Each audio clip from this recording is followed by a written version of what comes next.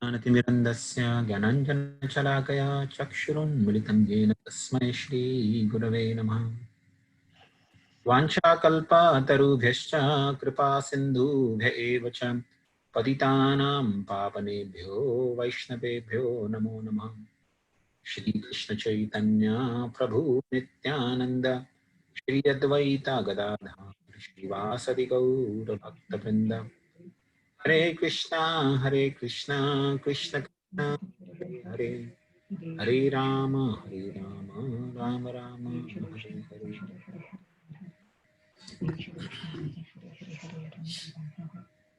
Okay, so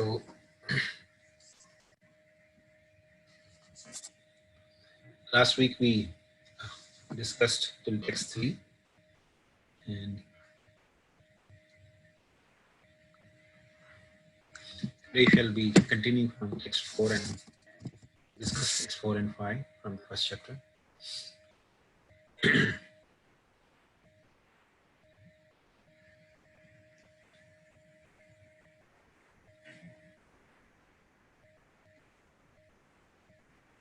Sorry, I think these font related issue I'll try to fix for the next time somehow that.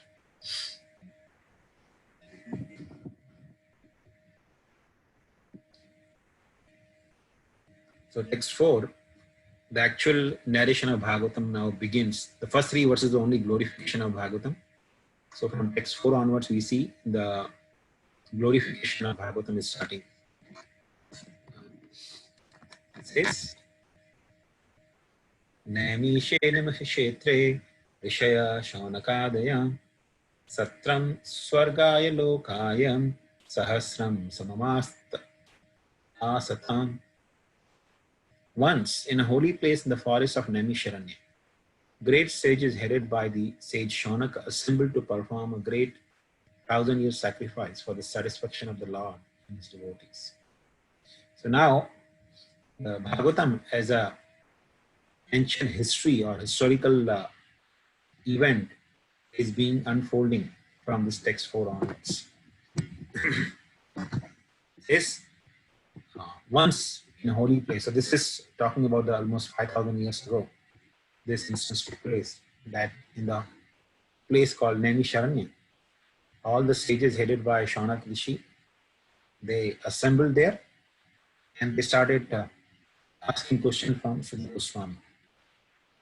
Okay. So Prabhupada explains here that in Vayavaya Tantra it is said that Brahma, the engineer of this particular universe, contemplated a great wheel which could enclose the universe. The hub of this great circle was fixed at a particular place known as Naimisharanya. So this Naimisharanya is actually a great holy place. Most of us, we have heard about the places like Vrindavan, or we have heard about Srirangam, Tirupati. Naimisharanya may not be very commonly known to everyone, but it's actually one of the very known, well, holy place in the Vedic culture. People who study the Vedic scriptures, they know Naimisharanya very well. Naimisharanya is a holy place, and the significance of this holy place is that it is considered kind of the center of the universe. That's what Prabhupada is explaining, quoting from the scripture from Vayavaya Tantra. He says, when the great wheel,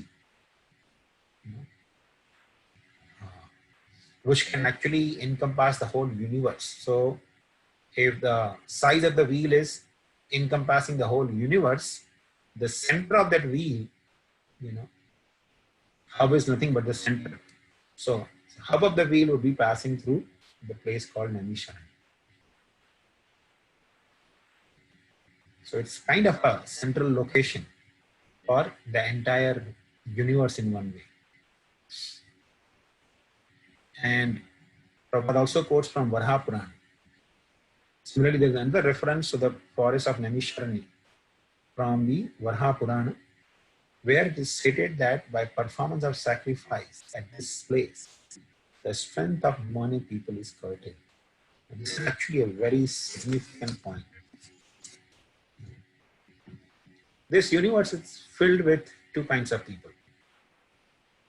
The entire human society can be divided into mainly two categories. One is Daiva and other is Asura. The entire human society you can actually divide in simply two categories. And the definition is also given exactly, Daiva and Asura. Vishnu Bhakta Bhave Daiva, Asura Tat Vipargaya. Those who worship Vishnu or worshippers of Vishnu, they are called Daiva. And anyone who opposes to that, that means one who opposes Vishnu, is called Asura. So Asura doesn't mean a person who is atheistic. Atheistic are only one category of Asuras. So for example, in human history we have Ravana. Ravana is also a great Asura, but he worshipped Lord Shiva. Ravana is categorized as one of the great demons, but he was a great worshipper of Lord Shiva, and he also worshipped Brahma with great austerity, and he received the boon from Brahma. Similarly, Hiranyakashipu, he is also categorized as another demon, another Asura. But he also is, nothing but Asura, though he also worshipped Brahma. So, Asura does not mean a person who does not believe in God or great authority. Asura simply means one who determined to oppose Vishnu. Because Vishnu is the only Bhagavan. Lord Shiva, Lord Brahma, Indra, Chandra, Vayu, Varuna, Ganesh, Durga, they are not Bhagavan. They are Deva. Like Shiva, Lord Shiva is called Mahadeva. He is the chief among all the Devas. But still he is Deva only. But Krishna is called Deva Deva.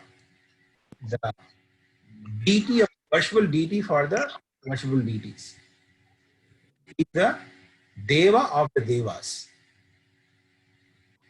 Deva means worshipable in one way. So he is worshipable by the worshipables. So demon means, in simple words, who opposes Vishnu. So by performance of sacrifice,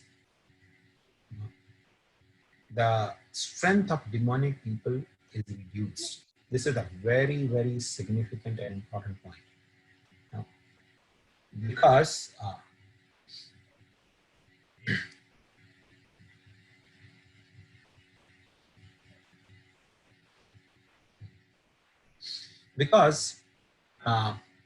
the sacrifice or yajna is something is meant for strengthening Daiva. Krishna also explains in Bhagavad Gita. Krishna says in Bhagavad Gita, by performance of yajna, the devas flourish and they bless the human beings with all the necessities of life. Te deva bhavayantu aham parasparam bhavayant shreyam param avapyatam. Krishna says in Bhagavad Gita that by performance of yajna, the demigods will be pleased. And when the demigods are pleased, they will bestow all the necessities of life to the humanity. So the purpose of this entire universe is actually to create a cooperation between human beings and devas. If they two cooperate with each other, the whole universe actually flourish. Even demons flourish by that. It's not that demons are actually taken out from the flourishing. Everyone in the universe flourishes if there's a cooperation between human beings and demigods.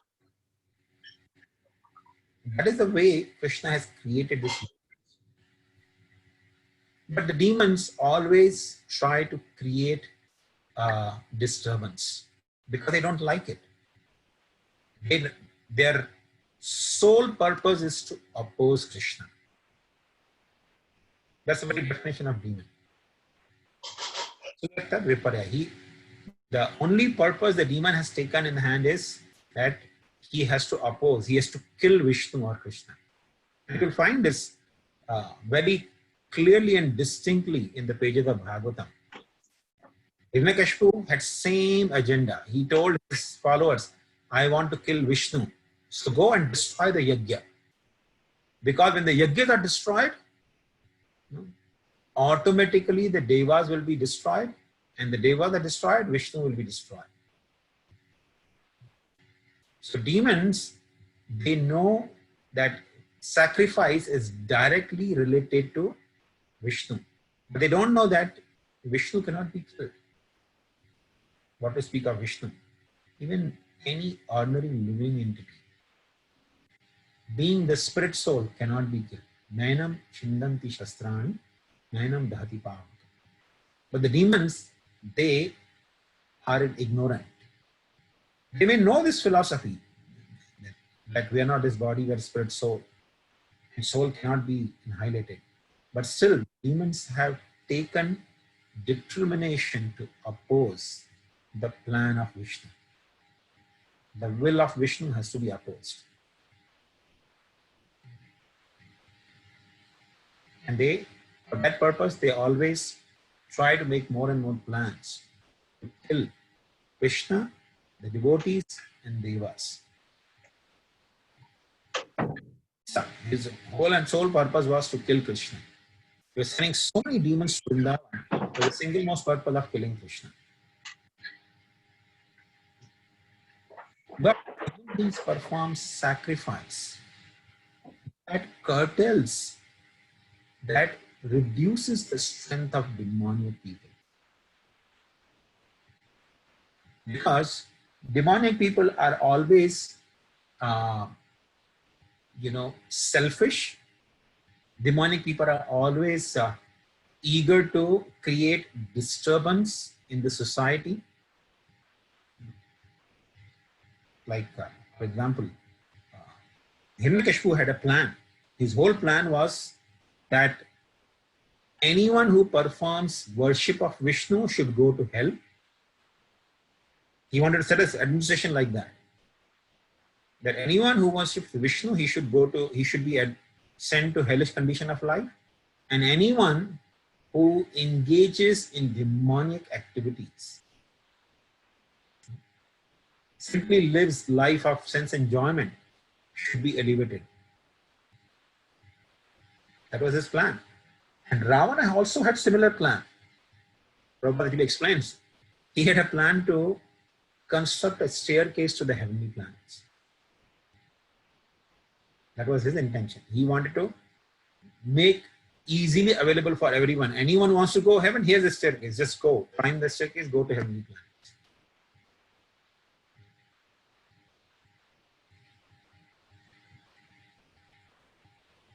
Somebody asked Prabhupada, so Prabhupada, Ravana wanted to construct this staircase. Will he actually construct? He said, no, that rascal was just bluffing. So, the demonic people have always agenda to kill Vishnu. And as unfortunately in Kali Yuga, you'll find the demonic people, they don't talk about killing Vishnu or Krishna. They write books. They write literatures. They create propaganda. And what is their propaganda? There is no God. They come in the form of scientists. They come in the form of philosophers. They come in the form of, so-called social workers or religious workers. Their whole agenda is God should be taken out. Nobody should really talk or worry about God. In fact, many years ago, few decades ago, there was one lady in the United States. A few decades ago in US, in every school they used to teach Bible. The Bible was a part of curriculum. There was one woman. She decided God cannot be existing in schools. she actually went on filing lawsuits, one after another state. She went on filing lawsuits on the schools. And actually, unfortunately, the definition of liberty or freedom is so much misused. The demons actually, they misuse the very what do you call definition of freedom. So she said, you cannot teach about God in the schools. People wanted to learn about God in school, but she said no. And she made sure that in the name of, what do you call it, secularism, the God was taken out from the schools. And what is the result? And that result is the current chaotic society. People have absolutely no fear. When people were taught about God in the school, I mean, I remember, even though, God is taken out from the schools long, long ago, yet, in our childhood, we had actually some school teacher who used to tell us a lot of stories from Ramayana and Mahabharata. And that leaves so much impression on the mind. It naturally makes a person God-fearing, doesn't want to do anything inappropriate. What we see in the current situation, what's happening in the United States, people in the name of protest, they're plundering, looting, destroying the infrastructure of the government, not realizing simple fact that creating this kind of infrastructure, creating the facilities that we have in this country takes a lot of effort, a lot of money, and if it's destroyed, eventually when they want to rebuild it, it has to come from our funds. Where are they going to get the money from? They're going to get from us only. So in the name of protest, whatever nonsense goes on, this is nothing but the result of the society being turned into atheistic. People think, oh, if I can somehow plunder and take away the things, and because nowadays, even police is not coming forward. There's so much protest, so I can plunder and take away, and I'll enjoy free of cost. People don't realize, the demonic people don't realize there is nothing that comes free of cost. They're the price tag for everything. Material nature does not offer anything free of cost. I may plunder now and go away, but I have to pay.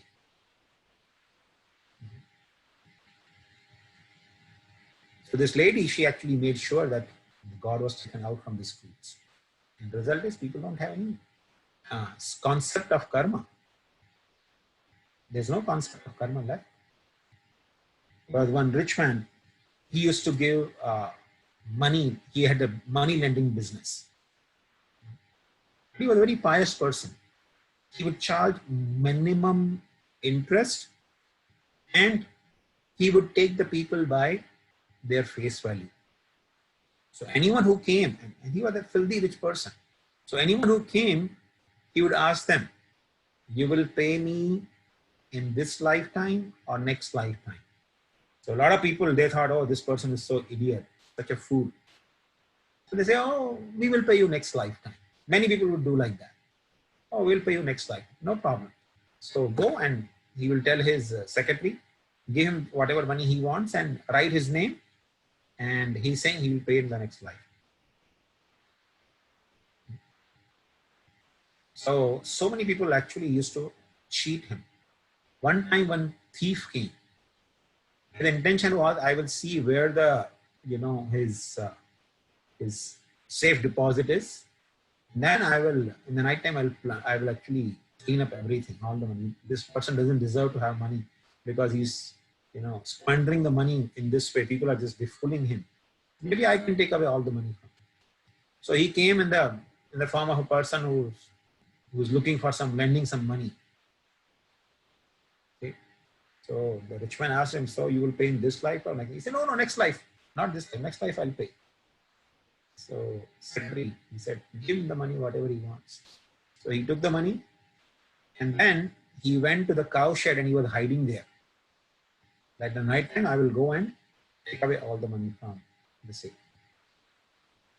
So when he's sitting in the cow shed, he sees just one buffalo was just brought that time in the cow shed. And to his great amazement, he started understanding the language the animals were talking to each other. The buffalo which came, was talking to the cows. So I just came today. How long you have been here? He said, I have been here for 10 years, because I took the money from this rich man. I told him I'll pay in the next life. So I'm here to pay him. So he said, I just come today and I told him the same thing, that I'll pay you in the next life. And I had taken in, a lot of money. So I think I had to spend many, many lifetimes in this in this cow shed. The chief, when he heard this, he was stunned. Immediately he went back and he gave the money back. Here, I'm depositing the money right away. I don't want. People don't realize the laws of karma are very, very stringent. There is nothing that comes free. Everything comes with a price tag. Everybody has to pay the price. Demonic culture is, if I somehow that by strength or by my intelligence, I can befool people, let me enjoy the life at the cost of others. And no concept of sacrifice. Because sacrifice is something that makes a person responsible. Sacrifice is a sign of responsible citizen. For example, I'm getting electricity in my home. Sacrifice I have to do is I have to pay bill every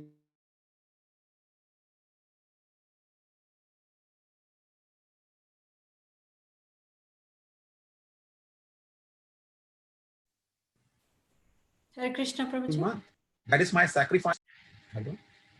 Yeah, you got a little muted, Prabhuji, briefly, few seconds. Oh, okay. Is it okay now? Okay. So demonic people are actually averse to sacrifice. And therefore, they should not have strength. They should not be in power. Because when they come in power, they create the irresponsible society. That's what we see in our current state.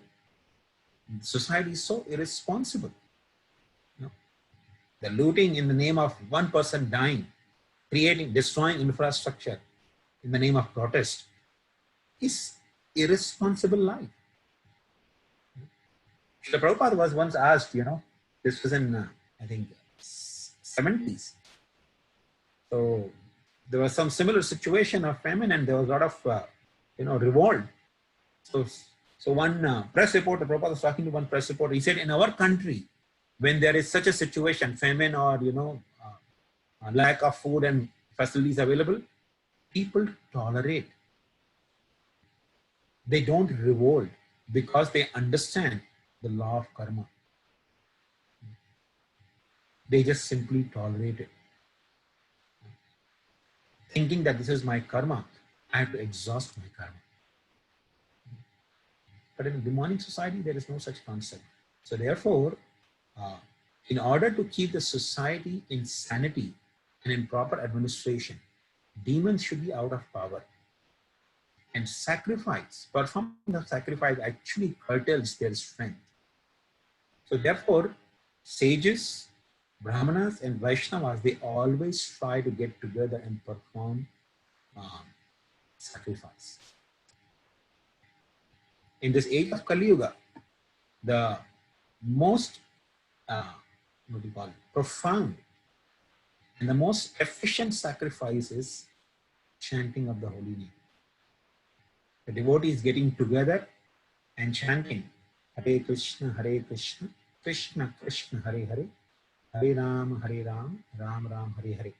Is actually the most efficient sacrifice. Sankirtan Yajna. It's Yajna. So especially when devotees get together in a holy place, like Naimisharanya, or even the temples created by Srila Prabhupada. All the ISKCON temples are actually non-different than the holy places like Naimisharanya. When devotees get together there and sing and chant Krishna's glories, that automatically curtails the strength of demonic people. And also the Brahmanas, they prefer Naimisharanya for such sacrificial performances because Naimisharanya is a authentic or known holy place. There are many holy places in India. Naimisharanya, Kurukshetra, Kurmakshetra, Tirupati Kshetra, Vrindavan, Mayapur, Jagannath Puri, Sri Ranga Kshetra. So many holy places are there. So performing the sacrifice in those holy places by hearing and chanting Krishna's glories automatically curtails the strength of demonic people. And we should know that the devotees, especially the devotees, they are not interested in curtailing the strength of demonic people so that they can have power. As we understood, the only reason the demonic strength should be curtailed is because demonic people create chaotic society, as we are seeing now.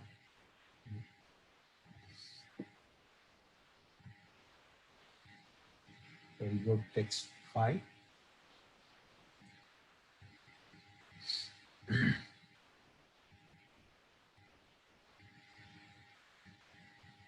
Ta ekada tu munaya praturhuta hutagnaya satkritam sutam asinam papruchu idam adarat.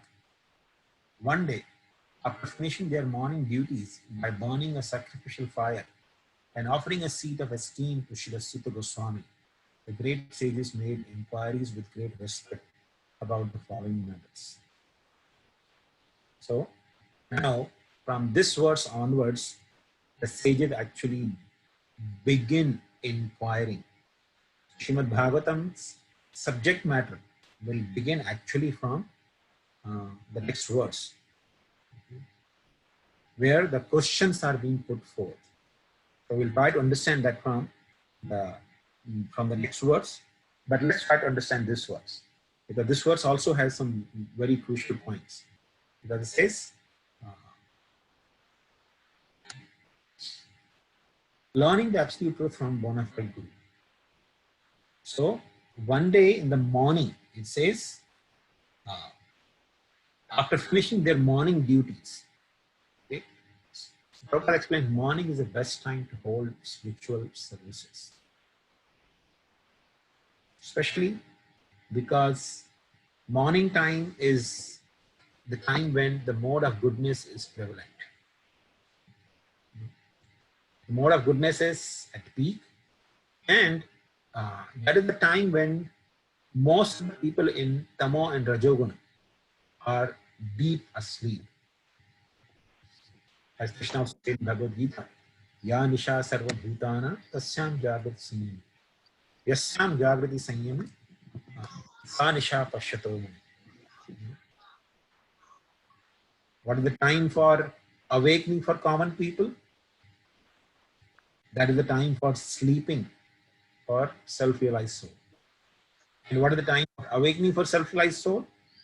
People actually go to sleep. In simple words, it's gatherings, spiritual gatherings, like, when we used to gather on Sunday feast. For the last 3 months, we are not able to. But when we gather on Sunday feast, you see, people are, devoid of any spiritual sense. They have no interest in coming to such a place. But when there is a, movie theater or clubs, people go in abundance. People hanker to go to such places. And a devotee has no interest in going to such a place. Sanisha Pashatomani. a Muni sleeps in such a place. So morning is a time which is best because that time you'll see people who are interested in sense enjoyment, who have made the sense gratification as the sole purpose of their life. They are deep asleep.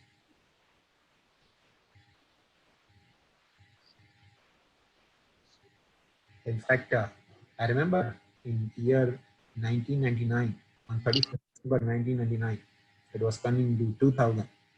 We had a big festival in Chapati Temple in Mumbai, whole night festival. We had actually 5 days festival, but especially on 31st, we had whole night festival. So, you know, we had lot of time kirtans till almost 2 o'clock in the night. And then 2 o'clock, we started spontaneous dramas. And it was around 4 o'clock that we took a small break to go take shower to come for Mangala Aarti at 5. So I remember when I was going for shower around 4 in the morning, I saw so many people actually coming back from celebration. Because Chavadi Temple has a lot of people, a lot of residential buildings around. You see people were coming at 4 o'clock and they were going to sleep around 4:30. The time when devotees actually start Mangalarti, that time they were going to sleep. So therefore, morning time is actually the best time because they were tired of all the sense enjoyment and whatever nonsense they did whole night. 4 o'clock, it stopped. Minimum disturbance even in the atmosphere. And of course, Sattva is supposed to be at peak. So Prabhupada said actually one time he told devotees, anyone who does not rise early in the morning before sunrise is not serious about his Krishna. So one has to rise early in the morning and offer respects to the Guru or spiritual master. Offering respect to spiritual master because one learns the subject matter of absolute truth or Krishna through the chain of disciple succession from the Guru. So Guru plays actually a very, very important role. One has to offer respects to Guru. Krishna says in Bhagavad Gita, Tad vidhi pranipatena pariprashnena sevaya. Upadikyanti tad jnana jnanina stapta darshina. The process of learning the absolute truth is tad vidhi pranipatena. One should actually surrender to a Guru. Pranipat. Tad vidhi pranipatena. And then pariprashne. One should inquire from the Guru. Ask questions from the Guru. Pariprashna sevaya. One also has to do service to Guru. Not that you only ask question. When Guru wants you to do some service, then you say, no, I'll just ask question and you answer my questions. Not like that. Pariprashna sevaya upadekshanti. Through upadesh, through instruction, the Guru can actually give appropriate knowledge. And of course, bona fide Guru do not deliver lectures on the subject matter of Bhagavatam like irresponsible person. Capriciously means irresponsibly. So bona fide Guru do not deliver lectures on Bhagavatam capriciously or irresponsibly. They do not take the subject matter of Bhagavatam very cheaply. Especially there are a lot of professional reciters of Bhagavatam who speak about Bhagavatam, who speak on the subject matter of Bhagavatam in a very casual way. Because they are paid good amount of money for every lecture. So they simply try to entertain their audience. And therefore their lectures are actually, their discourses on Bhagavatam are very, very irresponsible. So bona fide Guru doesn't, do like that. He executes their services, their services most carefully. following in the footsteps of previous acharyas, the Guru Parampara system, who delivered the spiritual message in a Parampara system, in unbroken chain of succession. So one must learn this subject matter of Srimad Bhagavatam, which is transcendental, by submissive oral reception from the right source. This is very, very important, because when we hear from the right source, then there's a transformation of the heart. But we keep hearing from inappropriate source, and there is every possibility that we will be bewildered or cheated. And there will be no real benefit. So one has to be very, very careful in choosing whom to hear from. Right source is very, very important. And equally important is submissive oral reception.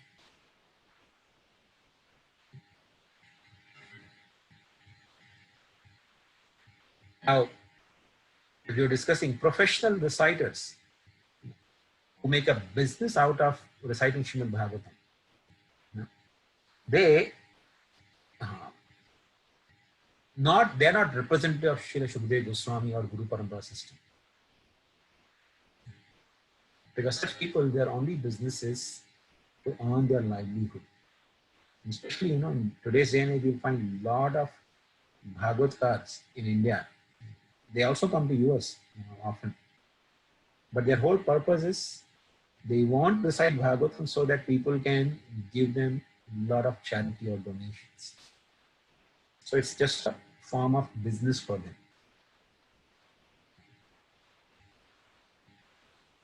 And such people generally, not always, but they generally go to the most confidential part of the literature without undergoing the gradual process of understanding the subject matter of Bhagavatam.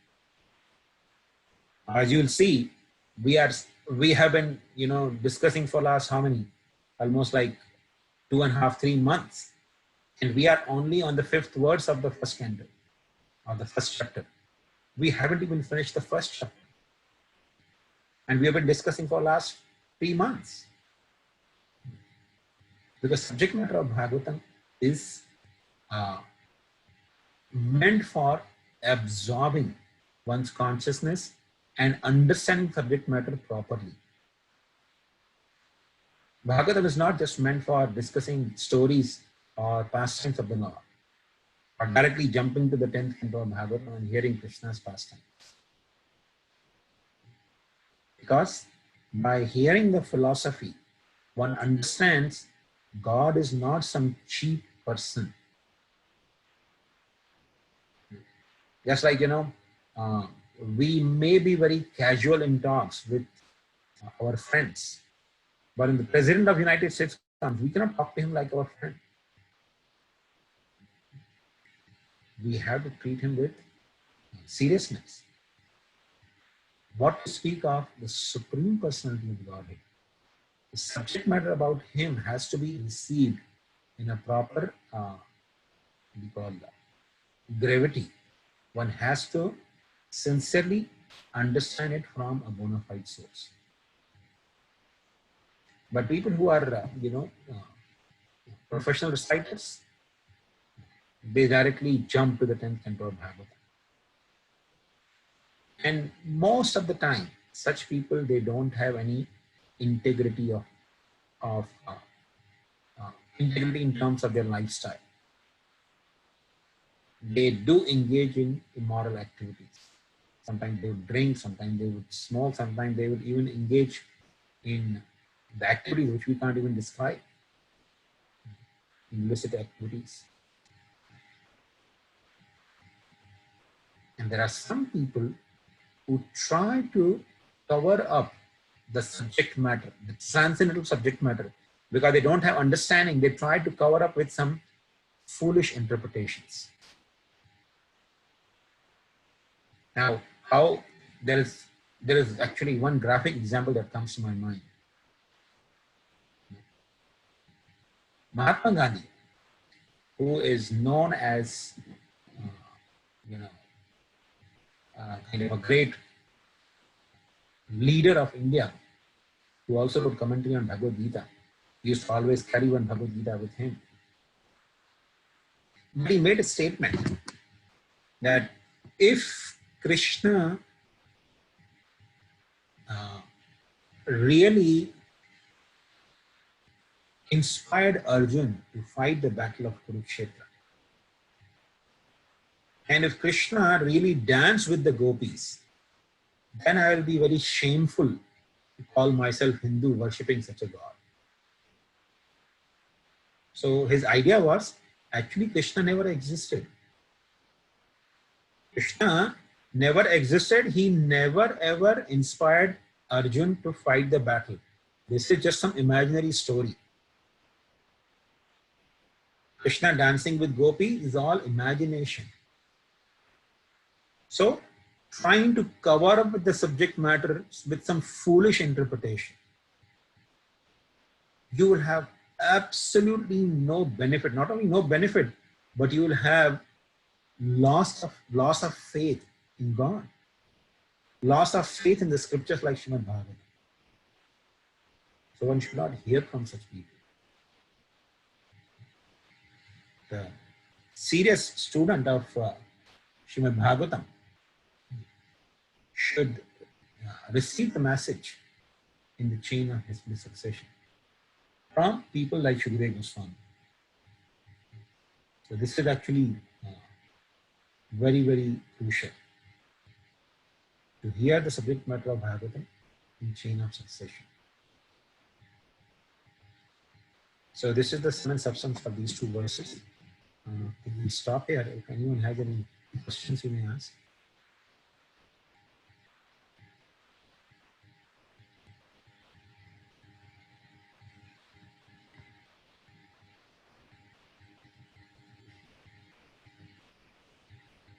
Prabhuji, actually we worship Krishna because he spoke Bhagavad Gita to Krishna and he danced with gopis. It's like completely opposite with what Mahatma Gandhi has perception. That's true. That's so true.